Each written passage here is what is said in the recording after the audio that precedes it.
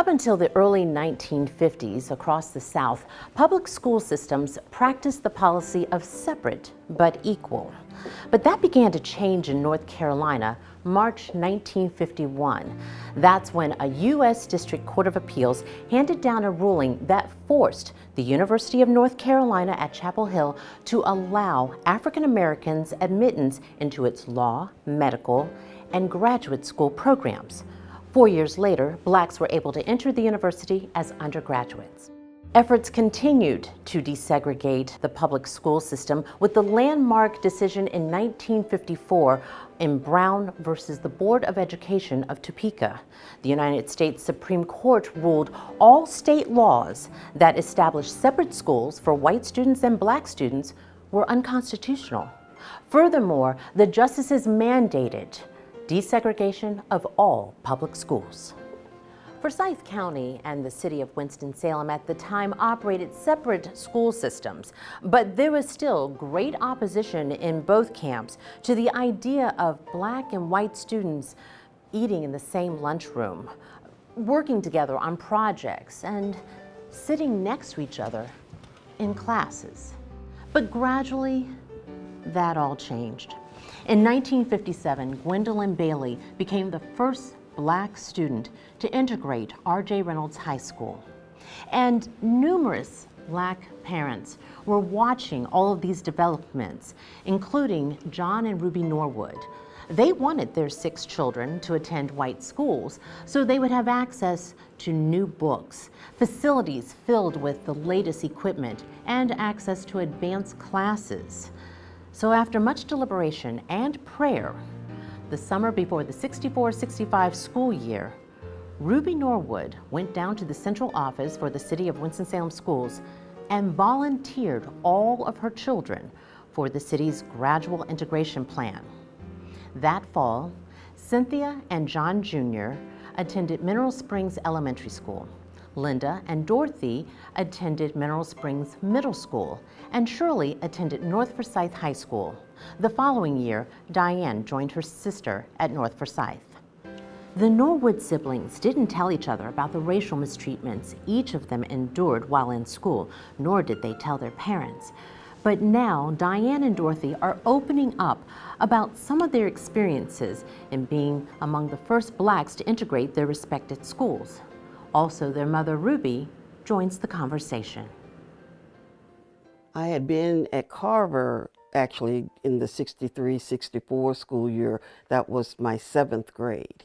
And I went into Mineral Springs, the all-white school. It was in the 64-65 school year, and that was my 8th grade.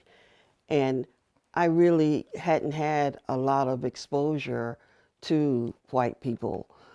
And when my mother mentioned to us that she wanted all of us to go to the white school, I really didn't think too much about it because I did enjoy Carver. I had been elected to the student council. I was involved in a lot of things at Carver, and it wasn't that I didn't like Carver, but when she explained that you will get a better education that will help you for when you want to go to college, I was all for it. I wanted to go too because I wanted to see these smart people that the teachers always talked about. At Carver and at the black schools that we attended, we were always told, they always told the black students, oh, while you kids are having parties and dancing, white kids are studying, and they are so much, and that's why they're smarter than you are. The black teachers would tell us that white people were so much smarter than the black kids. And so when they said that we were going to Mineral Springs, I said, good, because I want to see these smart people. When I did get to Mineral Springs, I found out that that was not true. There were a lot of dumb people at that school. There were some smart ones, but they were not any different than the students who attended the black schools. The only difference was they were meaner, and they were, and things that we were never taught to bully anybody. but there were a lot of bullies there, and they felt empowered to say whatever they wanted to say and to just treat the black students however they wanted to, and it was allowed by the teachers. Lynn was in the 7th when she went there. She was in the 7th grade. In the 7th grade, and it was hard for them too. But Lynn earned her reputation there. The principal called me at work. She had beat a girl down. Well, Mama, why don't you tell them how she came to be in the fight? It Well, wasn't because she was just a fighter. It wasn't, that's right, because they had never been in trouble at no other school. And it really wasn't her that they really picked on. It was another little black girl that they would call her black, pull her hair, and do everything to her. And Lynn said that she asked her, say, why do you let them treat you like that? And the girl said, oh, I'll slap your face. Lynn said, oh, you will? And so she slapped Lynn, and I think she wished she hadn't touched Lynn. Or they said she beat her down. They went and got Cynthia. Thought she could stop Lynn, and Lynn, the principal told me this. Lynn said she looked around and she didn't see nothing but white people, and she said, boy, she went crazy. And so she just kicked that principal and she did everything. But anyway, she didn't have no more problem. They recognized Lynn Norwood. So, but Dot didn't say anything. Dot always was the quietest one in the bunch. You were ostracized. It was not an inviting environment. You could not walk down the hall any day without being called nigger. Every day was a traumatic event because it was always someone calling you names. The teachers allowed this, and if you said anything back, you were called up to say, oh, we don't talk like that in our school. But they didn't have any problem with white students calling, well, actually I was in the 8th grade and there was no other black in the 8th grade, so I was always by myself. So, but they didn't have any problem with white students calling me out of my name, saying derogatory things. Nobody ever had the audacity to try to hit me, but they hit me with words. My story is a little different because during that time from Carver to North Forsyth, I got pregnant. And at that time, you had to stay out of school for a whole year. And so I missed a year in school. And so when I went to North Forsyth, I was actually in the 10th grade. But they placed me in a class in the 10th grade with seniors because I always excelled in English. The other things, it was like B's, something like that. But English, I always excelled. So they had to place me with the seniors. So, of course, I know they were calling us names, but I just tuned it out. You know, when I went to North Forsyth, it was to get through school and get out because, I'd had my daughter, I wanted to get out, and I wanted to be able to take care of my daughter myself. My mom and dad were basically doing that. With the seniors, there were some, that wanted to call you a name, if, whether you heard it or not. The teachers, I remember some good teachers there that wouldn't allow them to. And actually, I remember what stood out was this football player who was a senior who got on a teacher who would not call on me. And she was young. She probably was like 23, 24. And he asked her, why hadn't she called me? I'd had my hand up. So that embarrassed her. So I didn't have to do that again, but it let me know that she really didn't like me being in there. I was born in March the 27th, 1932, in Swainsboro, Georgia. But in traveling with my father, I was educated in a lot of schools. Well, in Detroit, it was very diverse. Puerto Ricans, Mexicans, white, black. We went to school together where we were going. And I didn't have any problem with them. Never no problem. And in Boston, it was a diversity. Now in Wilmington, I think that was an all-black school, but I didn't have any problem. But there was some whites went there. I think they lived in the area, I guess they did, because I was in elementary school there. But anyway, I didn't have any problem with them, and I wasn't thinking that my children would have any problem when they integrated in North Carolina. My grades were always, I was always at the top of the class. One incident that really stood out, there was this one young man who had cerebral palsy, and he was his ambulatory skills were very much impaired, and he had great difficulty walking, and he had great difficulty talking.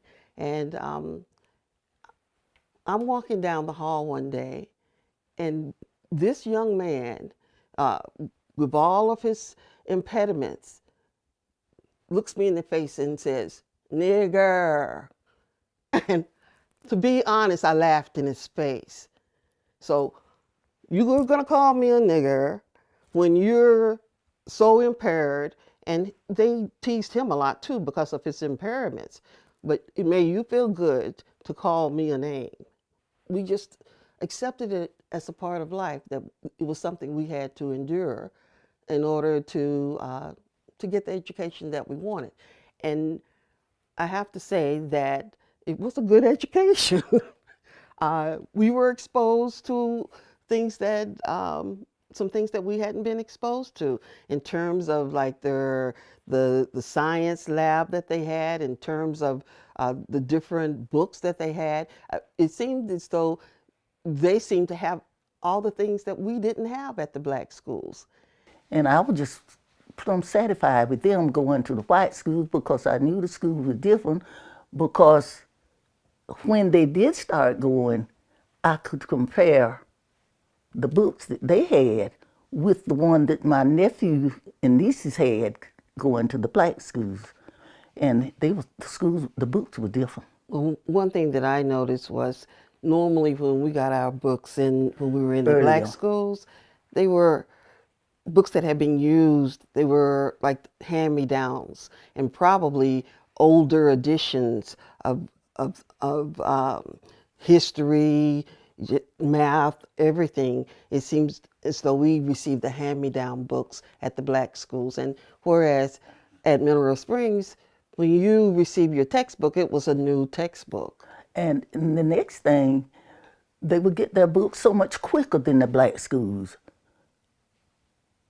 When they started going to Mineral Springs, they would be well on in their books, and my niece and nephew wouldn't even have received those books yet. And it was just a lot of different. And I knew they could, as I say, I knew they could compete with any school, because they was well learned from what I taught them at school and from the first grade. They were known in Forsyth County for grades. I had one teacher at Mineral Springs. Her husband was a teacher at North Forsyth. She called me one day and asked me, did I go to PTA meeting? I said, every one they have. I go to every one of them.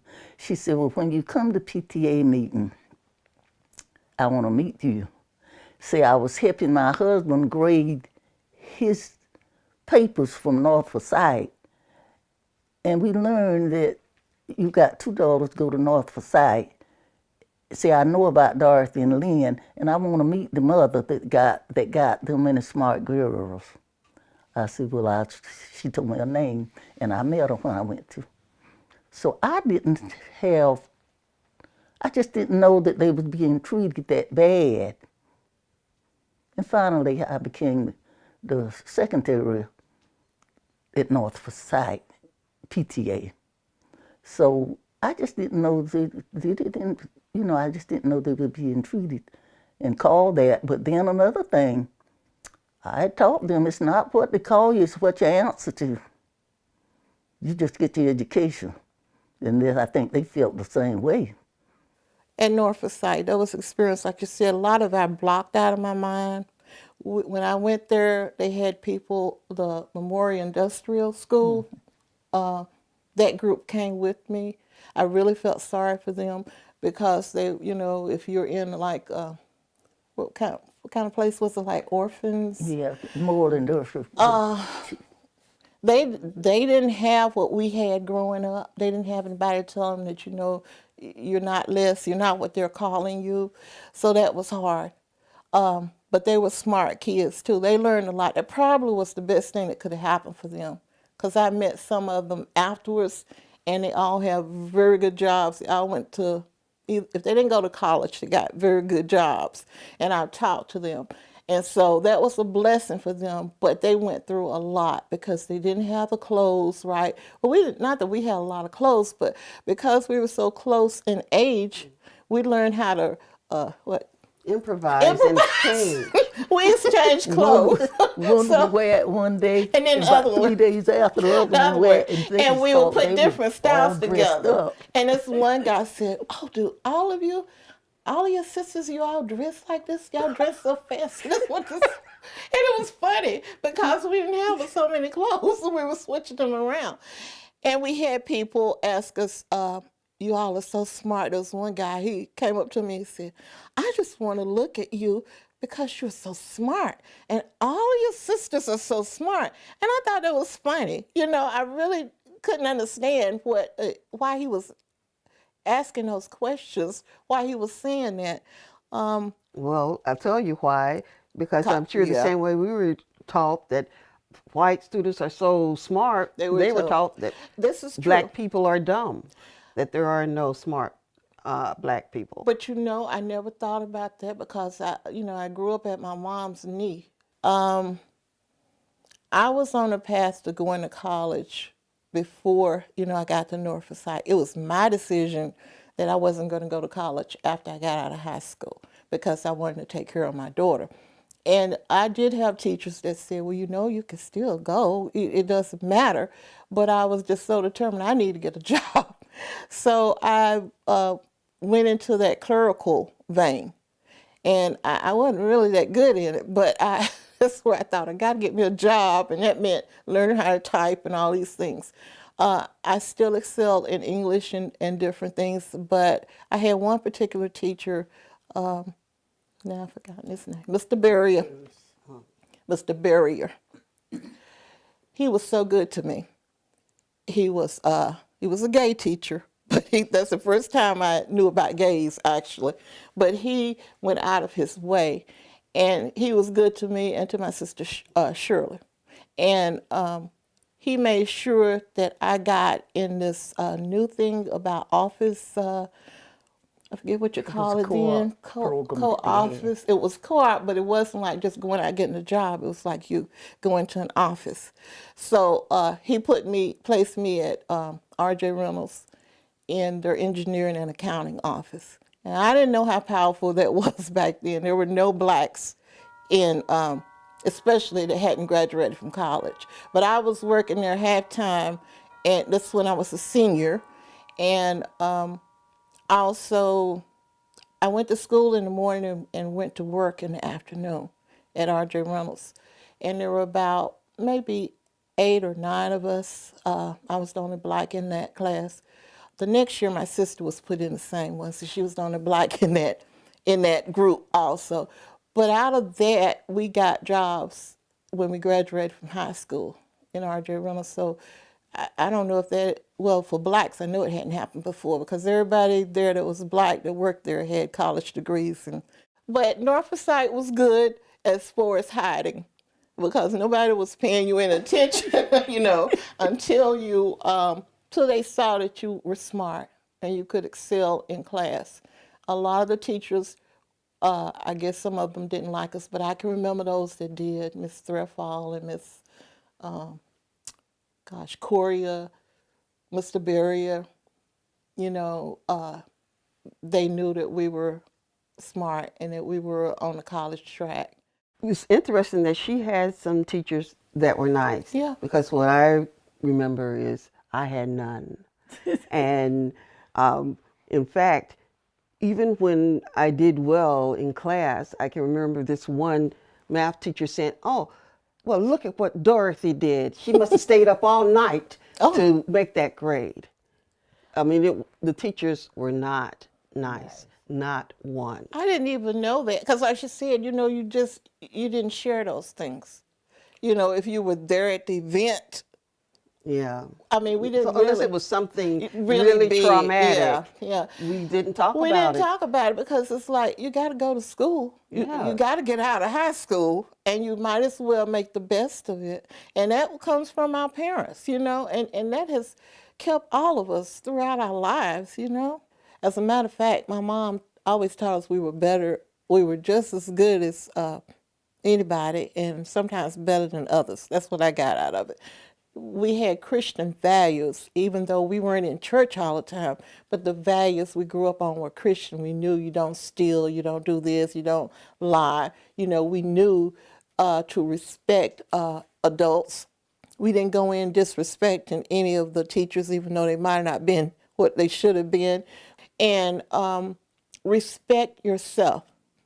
And she taught us, just as she said, that you could be anything.